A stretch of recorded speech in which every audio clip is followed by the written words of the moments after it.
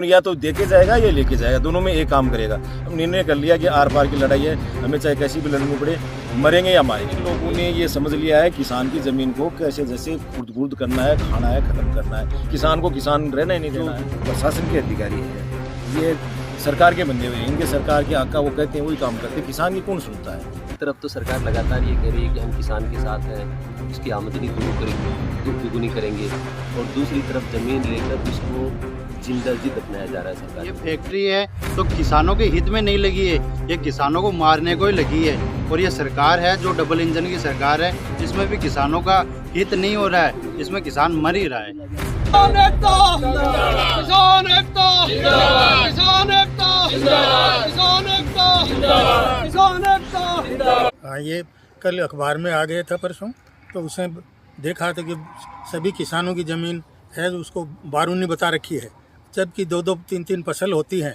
उनको बारूनी बता रखा है, और वो जबरन इसको इधर से लेकर आए हैं। जबकि शॉर्ट में भी आ रही थी ये, उधर से 2 कंपनियों की ज़मीन थी उसके अंदर से आ रही थी, बहुत 50 किसान को देना पड़ता था। अभी इतने कितने हज़ार 1500 किसान हैं, उन बर्बाद होंगे वो।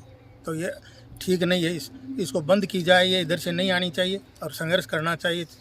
कैसे भी करो इसको, आप इधर से नहीं आने देंगे। ये तो होना था, ये तो प्रशासन की कार्रवाइयाँ हैं, ये होनी है, लेकिन किसान अपने खेत से रेल लाइन को नहीं जाने देगा, क्योंकि किसान जब तक जिंदा है तब तक इस रेल लाइन को जो प्राइवेट कंपनी के लिए जा रही है मर जाएगा, लेकिन रेल लाइन नहीं जाए देने देगा। हम लोगों ने यही निर्णय लिया कि कोर्ट में तो जाएंगे, लेकिन जो ज़मीनी संघर्ष लड़ेंगे, यहाँ अगर कोई अधिकारी आएगा वो अपना शरीर वापस लेके नहीं जाएगा। हम लोगों ने या तो देके जाएगा या लेके जाएगा, दोनों में एक काम करेगा। हम निर्णय कर लिया कि आर पार की लड़ाई है, हमें चाहे कैसी भी लड़नी पड़े, मरेंगे या मारेंगे, यही निर्णय लिया हमने। अभी रेलवे लाइन के कुछ ही दूरी पे एक बात करूँ, तभी जो बजट आया उसमें एक बड़ी सड़क भी डाली जा रही है, उससे भी कई किसान प्रभावित होने वाले हैं।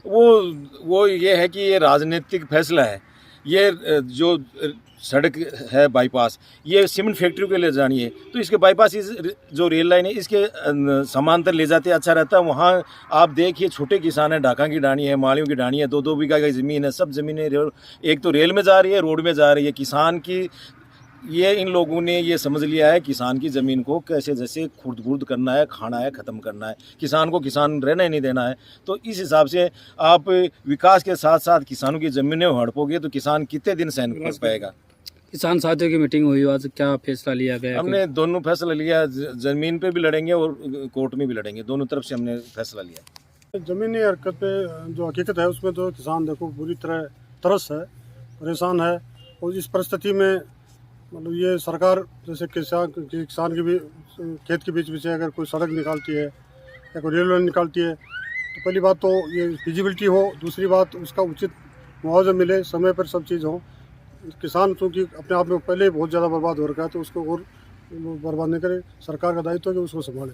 अब हम सब के लिए डू और डाई सिचुएशन है, और दूसरी बात यह है कि सरकार ने एक तरफा कार्रवाई करके दोबारा नोटिस जारी कर दिया है कि आपकी जमीन हड़पी जाएगी। एक तरफ तो सरकार लगातार ये कह रही है कि हम किसान के साथ हैं, उसकी आमदनी दुगुनी करेंगे, और दूसरी तरफ जमीन लेकर उसको जिंदा जी दफनाया जा रहा है सरकार के द्वारा। किसी भी कीमत पर ये रेल लाइन नहीं जाएगी, सारे किसान एकजुट हैं, और हम आपको पुनः सरकार से इस बात का निवेदन करना चाहते हैं।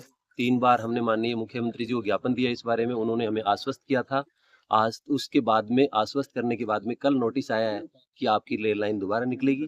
अब हम सड़क पर और कोर्ट में दोनों जगह मिलकर ये लड़ाई लड़ेंगे। नोटिफिकेशन जारी हुआ था तो उस पे हमने आपत्ति लगाई थी कोर्ट में। उस आपत्ति पे इन्होंने नोटिस निकाला है, नोटिस पे हमें कोर्ट में बुलाया है। कोर्ट में बुला के हमसे पूछा कि भैया आप क्या चाहते हैं। हमने ये बात बोली कि जो हमने पहले आपत्ति लगाई थी उसी पे हम अड़ी गए, हमें भाई रेलवे लाइन को निरस्त करना है। लेकिन ये लोग उस पे कोई कार्रवाई नहीं है इनकी। फिर से कल अखबार में जो इन्होंने नोटिफिकेशन जारी कर दिया, राजपत्र जारी कर दिया कि ये रेल लाइन जहाँ से चक्की थी उधर से निकलेगी। ना इसके पास में जो सड़क है वो पारित हुई तो इसके पास से नहीं हुई है, वो भी किसान उसमें मर रहे हैं। इसकी तरफ से कोई सड़क वड़क का कोई निर्धारण नहीं है। तो ये सरकार की और फैक्ट्री की ये मिली भगत होके एक तरफा कार्रवाई की जा रही है। किसानों के हित में इसके ऊपर कोई कार्रवाई नहीं है। किसानों को तो सरकार के द्वारा और फैक्ट्री के द्वारा हर तरफ से जब से ये फैक्ट्री लगी है तभी से किसानों को तो मारा ही जा रहा है कि ये फैक्ट्री है तो किसानों के हित में नहीं लगी है, ये किसानों को मारने को ही लगी है। और ये सरकार है जो डबल इंजन की सरकार है, इसमें भी किसानों का हित नहीं हो रहा है, इसमें किसान मर ही रहा है।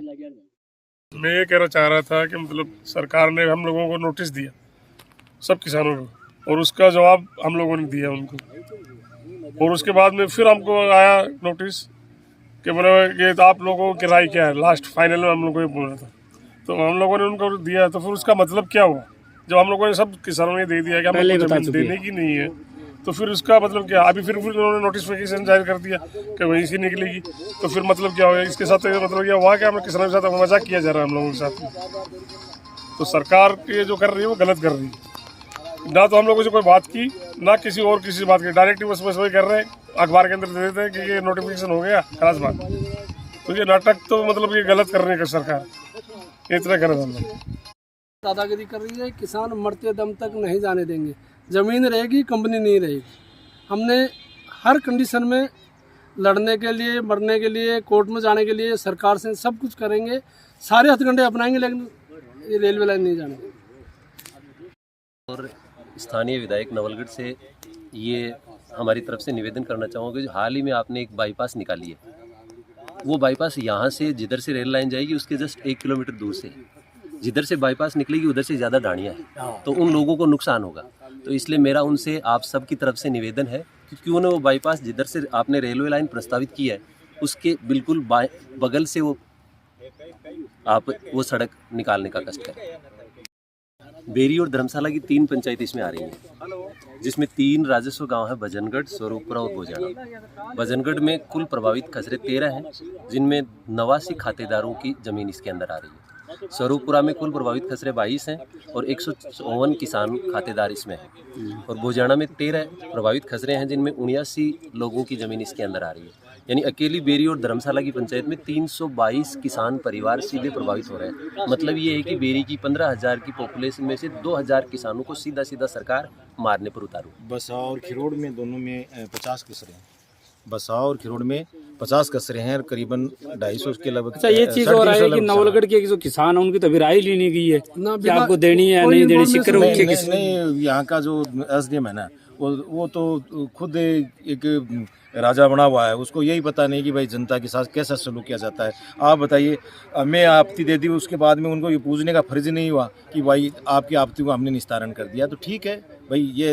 ये क्या कि जो प्रशासन के अधिकारी हैं ये सरकार के बंदे हुए हैं, इनके सरकार के आका वो कहते हैं वही काम करते। किसान की कौन सुनता है, किसान की कोई सुनता नहीं है। तो किसान का तो जब खेत में आएंगे तब इनको देख लेंगे क्या करना है।